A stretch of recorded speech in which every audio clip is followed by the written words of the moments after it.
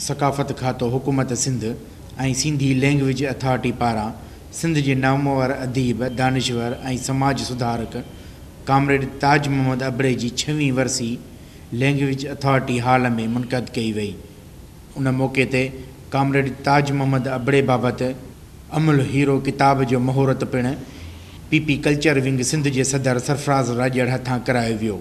Amul hero किताब में अदीबन, दानिश्वरन, कालम निगार, सहाफ़िन, सियासी ऐं समाजी अॻुवाणनि जा कामरेड ताज मोहम्मद अबड़े बाबति मुकाला ऐं तहरीरूं शामिल आहिनि, जिन खे नाले वारे दानिश्वर मोहम्मद इब्राहिम जोए वॾी महिनत सां सहेड़ियो आहे। इन मौक़े ते मोहम्मद इब्राहिम जोए ताज मोहम्मद अबड़े जी शख़्सियत खे भेटा ॾियण लाइ लतीफ़ सरकार जो बेत पढ़ी चयो त हू जे हुआ हित त हूं द मथन हक़ थियो, हू जे हुआ हित हूं द मथन हक़ थियो, मणियूं मूरत मत मां न विसरियो न कंहिं बि सुठे मक़सद ख़ातिर, कंहिं बि सुठे मक़सद ख़ातिर पंहिंजो अकुल, पंहिंजो मत ऐं पंहिंजी जेका ॾाहप आहे सा सॼी उन जे हवाले करे छॾिजे। इन खे चइबो आहे कमिटमेंट। अदीब ताज जोए चयो त ताज मोहम्मद सिंध जी उन्हनि शख़्सियतुनि जी कतार में अचे थो जिन सिंध खे जदीद रुख सां अॾण जो ख़्वाबु ॾिठो।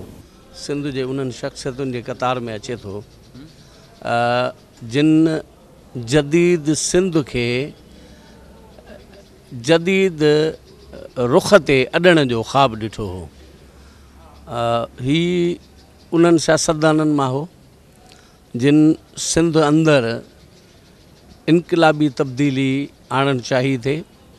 अंग्रेज़ साम्राज्य खां पोइ जेका सिंध हिननि जे ख़्वाबनि जी सिंध हुई उनखे अॾण लाइ हिननि पंहिंजी ज़िंदगी वक़्फ़ कई। कामरेड ॼामसाकी चयो त ताज मोहम्मद अबड़ो सेशन जज हूंदे कामरेड हो ऐं ग़रीबनि लाइ जीअंदो हो। सेशन जज हूंदे बि कामरेड हो ऐं ग़रीबनि लाइ जीअंदो हो।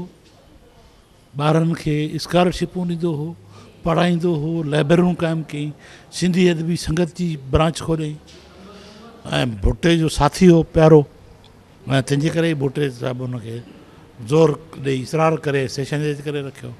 उन्हनि केतिरियूं लाइब्रेरियूं क़ाइमु कयूं ऐं सिंधी अदबी संगत जी ब्रांच खोलण में अहम दिलचस्पी वरिती ऐं सेशन जज जी हैसियत सां बि हुन अहिड़ा फ़ैसिला ॾिना जेके ग़रीब परिवार। कामरेड ताज मोहम्मद जे पुट नादर अबड़े ऐं कामरेड जी न्याणी मैडम शाहिदा परवीन चयो त सदन वालिद कामरेड ताज मोहम्मद आइडियल पीउ हो।